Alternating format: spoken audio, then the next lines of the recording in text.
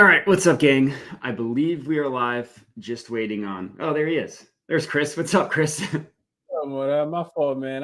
Time just got away from me. I'm sitting here not doing anything, just looking at the games for WNBA, and I'm like, oh snap, it's 5 o'clock. Like, let's get going.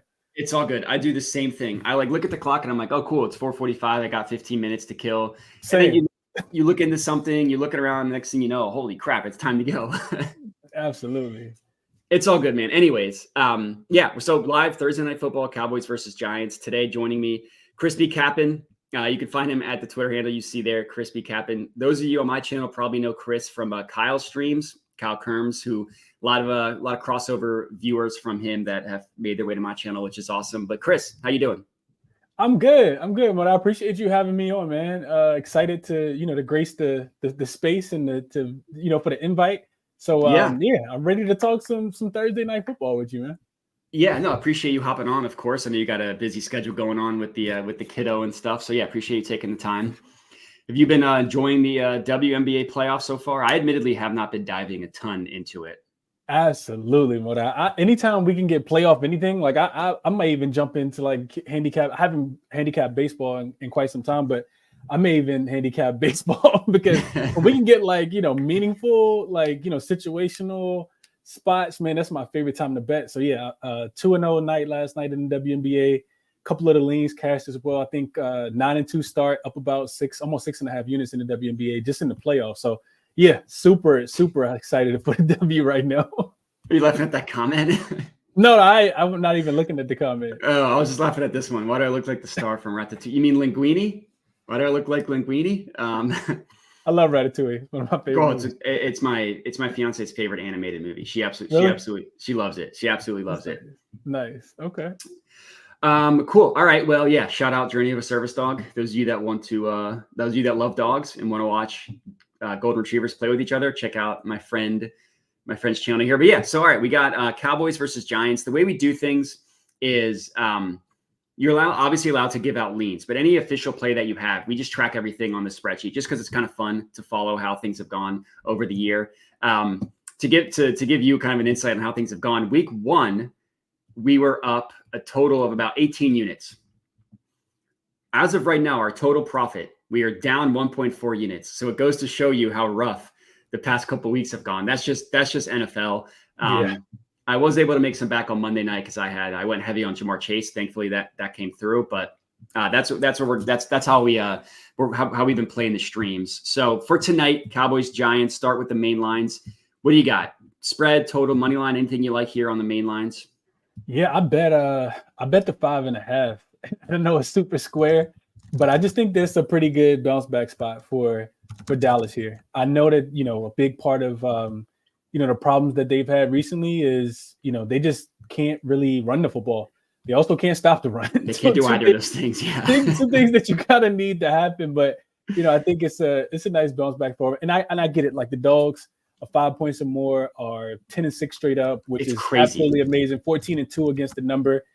But, I think this is a get right spot. And, we can throw that term around loosely, but the ceiling might be falling down. The walls might be caving in if, this Cowboy team can't find a way to get right in this spot. And I think, a lot of the way I try to handicap the games as well, when I was like going back and not just looking at the actual record where they are 1-2, but also looking at, who they've played. And it was a tough Baltimore team that was coming off a loss against the Las Vegas Raiders, of course, after being up double digits. So they came in, extremely motivated in that game. We know Lamar he went into the game 20-1, against the NFC.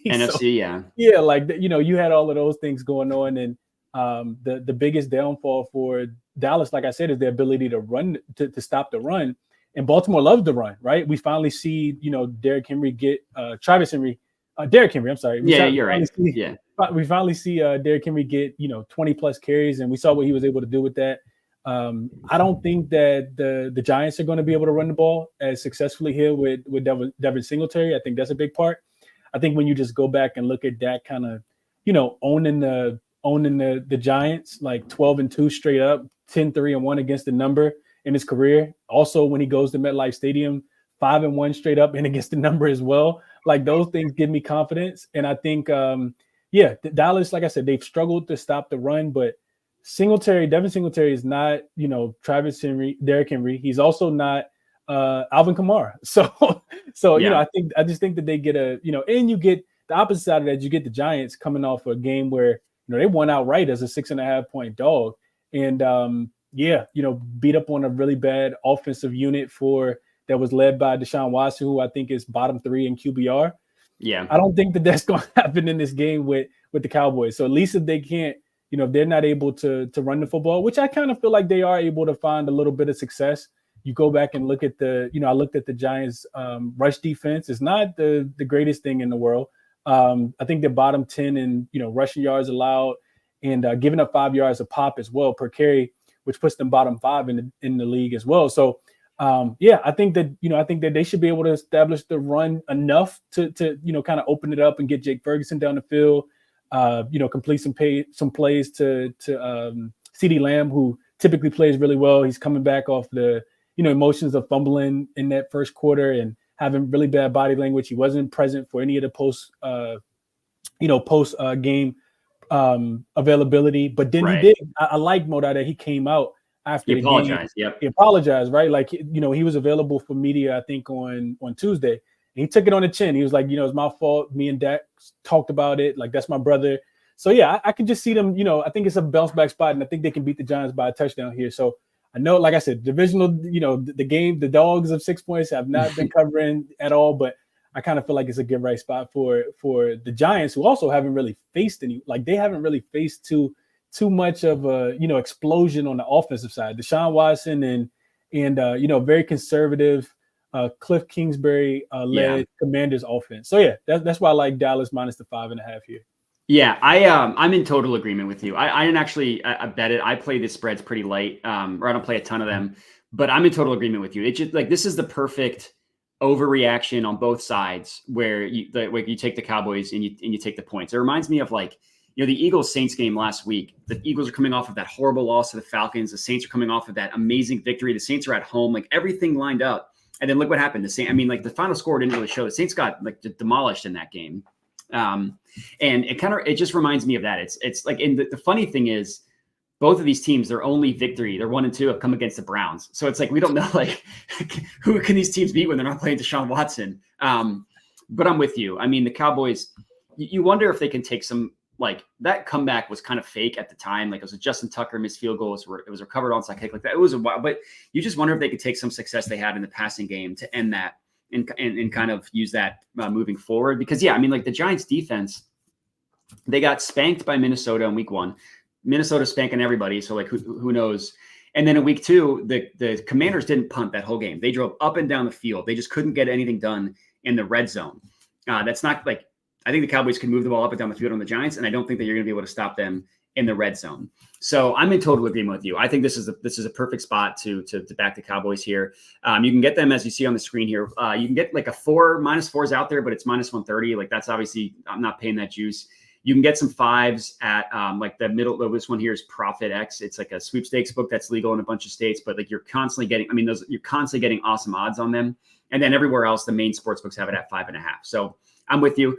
I would take the 5.5. I don't have anything on the total. I'm not really a total guy. I don't know. Do you have anything here? No, a lot of the trends that I looked at, like the under though, just because probably because it's a divisional game. Divisional games typically go under. You got less time to prepare for your opponent, of course, because both of these teams played on Sunday. Yeah. But Dallas defense hasn't been great. I don't want to, take any kind of under. I know that the Giants are not the greatest thing since sliced bread on the offensive end, but and I guess I'm just not really, buying into them defensively. Like I said, one big trend, Moda, that really stood out to me was I looked at Daniel Jones when he's coming off a win as a dog, and he was 11-3 to the under in his next game. Huh. So that, and I think the total has dropped a little bit. I think it was 46. You saw some 45.5. So I think it's down to about 45, like you said right now. So some money has come in, slightly on the under, but not anything I feel great about at all. Yeah. I think if you're looking to bet the under, there does seem to be a little bit of value on FanDuel if you get the -115 on 45.5, because you see everywhere else it's 44.5 or 45. Yeah, I'm with you. I also feel like in general, primetime games just tend to trend under, because I feel like everybody just like, oh, I'm going to watch the game. I'll bet the over, and like the total gets inflated a little bit. Yeah, I'm with you. If I had to bet one thing on the main line, it would definitely be the Cowboys -5.5 as opposed to anything on the total. Cool. Yeah. Also, what I failed to mention, Giants down 2 starting cornerbacks as well. Yeah, both nickel cornerbacks too. They're both in the middle. Yeah. And you know who likes to line up in the middle? Yep. Yeah. We're completely aligned. Yep. 100%. Yeah. Cool. All right. Well, that transitions now to player props. I already put my player props out on my channel. I've talked about it a ton. So I'm curious. I'm just curious about you in general. Do you like betting player props? Are you more of you seem to like to be more of like a team total,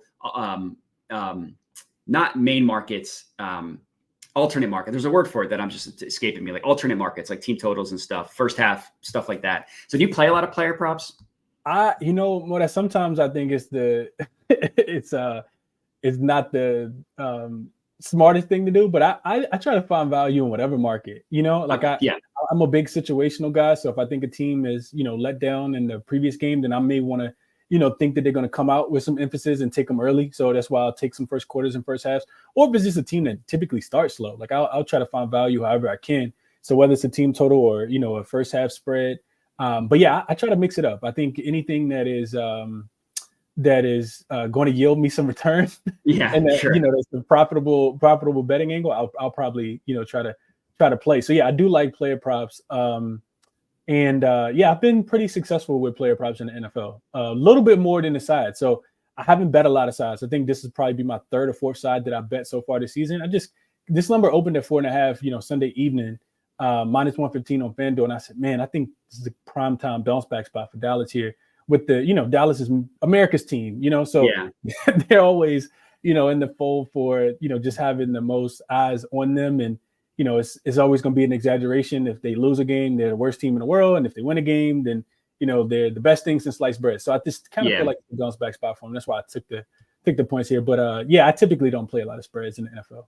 Okay, interesting. Because I guess I thought that maybe you were closer to Kyle, who almost like rarely plays player props. I mean, for me, I play NBA, I'm much more of a size and totals. Okay, that's okay. Got it. That's probably why. Because we did some shows last year. Yeah. Me and Kyle is more of a size and total guy. Yeah.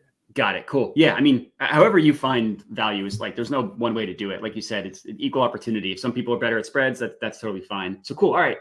So for this game, what player props are you looking at? I played Dak up and over on his touchdown prop here, Moda. Okay. Number was 1.5. This was actually, I sent this out yesterday. It was -125. It's juice now. I think -145. I saw BetMGM. Not BetMGM. Bet365. I think had -145. Yeah. So yeah, it's actually still right there. But yeah, I just think I guess I'll go Giants defense first. It's a number that they've given up in 2 weeks in a row. Well, not 2 weeks in a row, but 2 out of 3 quarterbacks have gone up and over. And I don't think that they're, same level. Dak just got paid all that money. They shouldn't be same level. Sam Darnold threw for 2 touchdowns. Deshaun Watson threw for 2 touchdowns. And we talk about Dallas. We talk about passing the football. This is a team that passes the ball the most times in the NFL, 42 times per game. And they pass for the most yards, averaging just under 270 on the full season so far. Both of those are number one. I mean, it's not a lot to be desired in that backfield, Moda. So, you think about, the Cowboys team total, which I think is 26.5, 25.5, 27.5, something like that. The books are expecting them to score 3 touchdowns. And if they're going to score 3 touchdowns, I think that 2 of them will come through the air, by the way of Dak Prescott. So I like that. I just kind of think about the game in that way. He's played well against the Giants as well. 4 touchdowns in his most recent game. He did have a game where he had 0 touchdowns, but he also had another game where he had 2 touchdowns back in the 2022 season as well. So yeah, I just think that they'll find success through the air here. Jake Ferguson, Brandon Cooks. I'm pretty sure you'll talk about CD, but yeah, I think all of those guys are, probably going to, find a way to get in the end zone. I'm just not a big believer in Dowdle or I guess more of a believer in him, but I think Zeke is, probably at that turn in his career where you're not just handing the ball off, to him and he's just going to go, exploit the other team at all. So, I like Dak up and over his 1.5 passing touchdowns. My favorite player prop here. Okay. Yeah, I like it. Yeah. I mean, Zeke is cooked, and he was awesome in his prime, but he's hooked. And Dowdle is just a guy. Like Dowdle is meant to be someone who is like a scat back type. He's not meant to handle the workload. So I'm with you. Yeah. And to help your point, because it helps my CD prop, but the Cowboys have they pass at the 7th highest frequency when they're winning by 7 or more. So like, even if you think, well, if this game's a blowout, they're not going to pass. Well, they can't run the ball. So like, they're going to pass even with a lead. And it was kind of the same thing last year. Like when their season and especially their offense really took off, like after that 49ers game, is when they went super pass heavy. And that was when they still had Tony Pollard. And then if you're on the opposite side and you say, well, actually, I think that the Giants are going to like make this a game, they pass at the 5th highest frequency when they're trailing by 7. They pass almost 75% of the time when they're down by 7 or more. So like Giants get out to an early lead, that helps the point even more. And then to your point about the team total, it's like 23.5, 24.5, depending on where you look. So yeah, they're expecting 3 touchdowns and a field goal. So I think that 2.5 from Dak it makes perfect sense. I took the most square play on the board. I took CeeDee Lamb at his main prop, which right now looks like you can get it at 77.5. Looks like the best offer price is -120 at MGM. And I laddered him all the way up to 110 receiving yards. I just think that this, like everything we said about Jamar Chase heading into Monday night, you could basically just rinse and repeat that for this game. Like the only difference really is the Giants defense isn't quite as bad as the Commanders, but everything else is very similar. It's squeaky wheel treatment. It's the fact that CeeDee Lamb, like his target share right now is 19%, 18.4. Literally 50 players in the NFL have a higher target share than CeeDee Lamb. Last year, that target share was 29.2%. That was the 4th highest. And that's just not something that's going to continue. Like normally, like Dak sometimes likes to spread the ball around, but last year, like they said, they took off when they hyper targeted CeeDee Lamb. And last week we saw Amari Cooper, like you said, go off for 2 touchdowns. I don't know. I think he had 87 yards in that game, like 87 yards from Deshaun Watson to Amari Cooper. That's basically the equivalent of 100 yards from Dak Prescott and CeeDee Lamb with how bad Deshaun Watson has been. So yeah, I mean, Dak Prescott throws 2 touchdowns. I wouldn't be surprised if Lamb goes off for 2 of them as well. Absolutely. And it's just hard to see what happened week over week, like with the lack of targets for CeeDee Lamb continue, especially when you consider like the tantrum he had. And good for him for owning it. You know what I mean? Like you say, he took it on the chin, he apologized, like good for him. But with these alpha wide receivers, like you just have to give them a near 30% target share. Like Justin Jefferson, Jamar Chase, CeeDee Lamb, like all these guys, that's how it goes. So that was my official player prop. I'll add that all to the sheet when in a little bit. Like I said, everybody that followed my channel already knows that I'm heavily on CeeDee Lamb. The only other one that I wanted to get your thoughts on, and it seems like you're kind of on the opposite side, is Devin Singletary for anytime touchdown. I don't know if you're an anytime touchdown guy or not, but not too frequently motivated. But I do think that if they get in, it'll be him. Like I also think his receiving yards is in play. Like okay. Whoever lines up posing, that Dallas defense has gone. They've had 30+ receiving yards every single time. Last week it was Justice Hill. I think he scored like he got to the over like 8.5, 9.5, and like one play. Like every single running back is going up and over. So yeah, I couldn't talk you off Devin Singletary. I think if somebody's going to score for the Giants, it'll probably be him. So yeah. Yeah, and I gave it out as a lean. I didn't actually bet it. I've been thinking about it all week. I worry about with these primetime games is if you have 2 plays that kind of go along. Like if the game script is what happened in the Jets game, Patriots game last week, and it's just a blowout from the jump, then like you're just losing everything. You know what I mean? And like I want to be a little bit responsible with the unit sizing here. But the logic is like the Cowboys have like a historically bad run defense.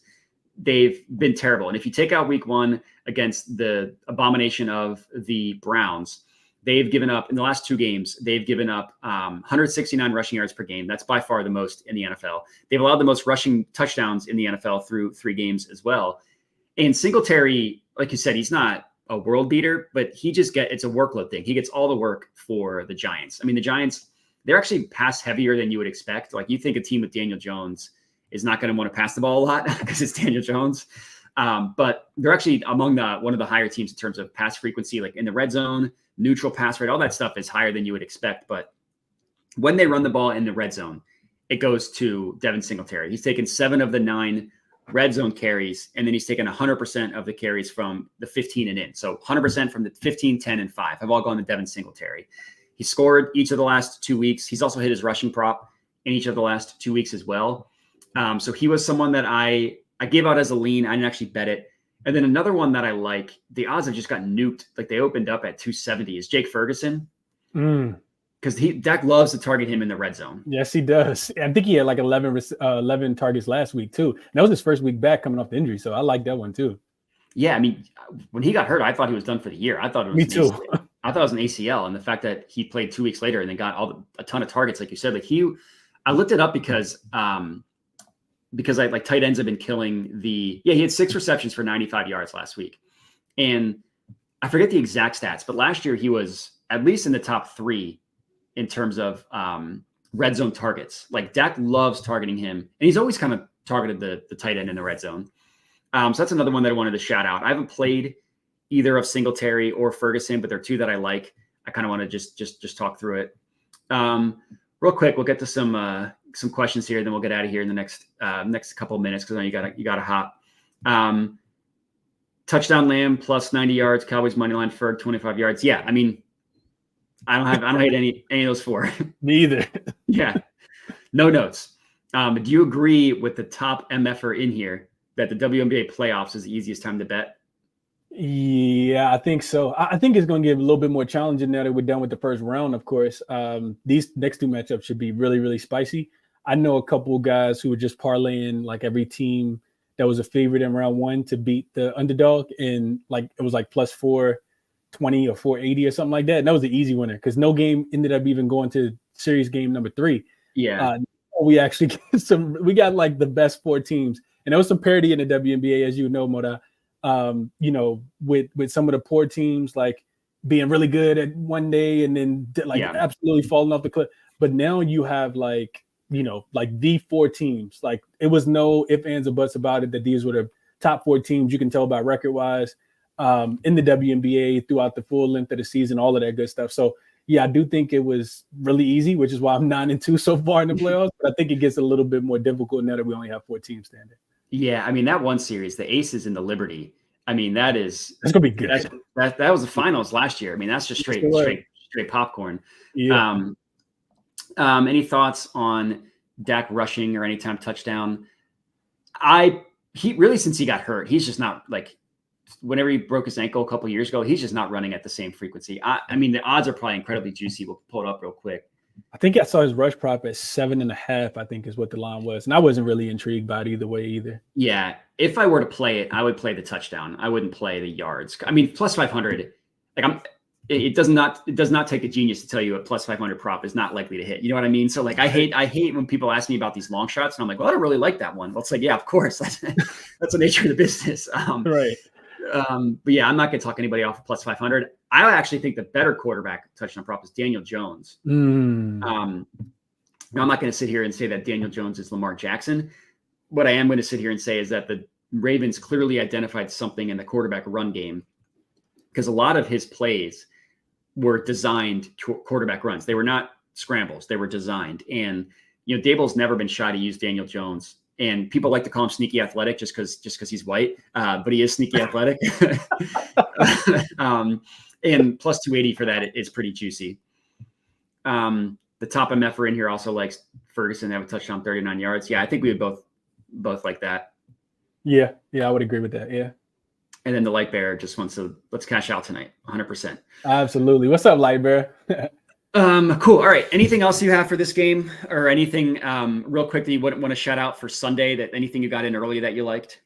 Yeah, going through the games, one thing that really stood out to me, I like to find the ugly plays, right? Because that's the ones that, a lot of people not going to be looking towards. And last week, I got on my channel and I think it might've been Wednesday that I was going through a couple of the games that intrigued me. And, the matchup between the Bengals and the Carolina Panthers this week. And last week it was the Carolina Panthers and of course the Las Vegas Raiders. And, one thing that just really jumped out to me is like I was trying to sleep mode out and it just kept calling my name and waking me up. And I was tossing and turning saying, no, I'm not going to bet it right now. I'm going to go back to sleep. I'll do it in the morning. And I ended up not even getting there because I just get overwhelmed sometimes with all. So many different lines, so many different markets. You got to keep up with so many different injuries. This is a big, big beast of, like trying to just keep up with it all. But I'll say all that to say this. The Carolina Panthers team total last week, Moda, was like 16.5. And I'm like, hold on, how much? Yeah, how much? How how much respect are we giving this Raiders defense here? And this week they get the Bengals. They're coming back home off of the big upset win, of course. But I'm just of the mindset that it's still a buy low spot. I mean, the Bengals defense is not great. We just saw, a young Jaden Daniels not have to punch the ball at all. Yep. And their team total this week, I don't want to play the spread, right? Like I think the Bengals are going to come out and probably put their best foot forward, just the same way that they kind of did after losing week 1 to the New England Patriots, of course, right? Then they had the big test against Mahomes, and they fell short, but it was, pretty close pass interference call for potentially, winning that game outright. I just don't want to rely on this defense. I've seen them not struggle to get off the field. They got some key guys that's on the injury list. Sheldon Rankins didn't practice yesterday. I got to check and see if he practiced today. Trent Brown, one of the tackles, same thing. I looked at Burrow coming off a loss as a favorite. He's only 5-6 straight up. Winless road favorites have bounced back. They're 10-4, straight up 8-4-2 against the number. But the Panthers hung 36 on the board last week. And I just kind of feel like we're still getting a buy low spot. If I just need the Panthers to get 21 points against this Bengals defense, I think that's absolutely feasible. It's one of my favorite plays so far this week, Modi. The team total is sitting at 20.5 on some books with not a lot of juice at all. I do think that this is an over game. And I know Adam Thielen went down with the hamstring injury when he caught the touchdown. I know that the Panthers are not the sexiest team, right? They don't have all of the weapons. I saw Deontay Johnson pop up on the injury report today as well. But that's the one that I haven't put in yet, but it's one of my favorite plays because I could care less if they want to lose, but I do think that they're going to be able to find some offensive success against that Bengals defense. It's really, really struggling. Now they're back on the road, and I just think that they'll be able to score, but defensively they won't be able to hold this Carolina Panthers team. With I just love what Canals has done as well. Having a competent quarterback, we saw what he can do. Sure helps. Dalton against his old team. He threw 3 touchdowns last week outside of anything else. So that's the one that stood out to me the most, Modi. Probably looking at the Carolina Panthers team total. I want to monitor the injury report. Don't think it's going to move that much. But 20.5, I do think they can get the 3 touchdowns. So that's what I'll leave you and your audience with. Carolina team total over 20.5 here. Sure. I love it. Yeah. I was looking at Chuba Hubbard, his rushing prop in this one, because Miles Sanders is just in the abyss, and Jonathan, he's done. And Jonathan Brooks is still I think he's on the PUP, and the Bengals run defense is already bad. And they're missing like 2 or 3 defensive linemen. It's Sheldon Rankins, I think BJ Hill, and then one other guy is out. BJ Hill. Yeah. They just cannot stop the run. So that's what I didn't end up betting it, because I like the Dalton ankle injury worried me, and then now Deontay Johnson. I was just figured if I'm going to play it, that's a wait till Sunday injury reports. But cool. Yeah, no, I like it. I think, the -105 at ESPN bet for that over 20.5 is a pretty good play. Cool. All right. Well, Chris, I appreciate you hopping on. Do you want to tell the people where they can find your work, Twitter, YouTube, anything you want to plug? Yeah, absolutely. First, Mota, I'm thankful for the opportunity, man. Appreciate you reaching out. This has been fun. Definitely look forward to doing it again if you want me to come back on. 100%. So thank you for that. And all my work can be found on Twitter at ChrisBeCappin with 2 P's and 2 N's. And same thing for YouTube. I got a YouTube show. I typically go pretty early in the morning, around 7:45, 8 o'clock, to try to beat some of those lines, especially with basketball. Yeah. And I've just kind of carried that over, try to get the best of the numbers. So I do my show in the morning for anybody who wants to come over and check that out. And like I said, appreciate you, Mota. Best of luck on our action that we got, and hopefully we can get a couple units tonight. Yes, sir. Yeah. If anybody wants to follow Chris, I put both his YouTube and Twitter in the description of the video. So anybody wants to go follow him, go check him out. Chris does great work. Chris, I appreciate you hopping on. I'll definitely probably ask you again. Everybody, appreciate you for tuning in. Let's all win our bets tonight. Let's keep the hot streak going for Monday, and we'll talk to you next time.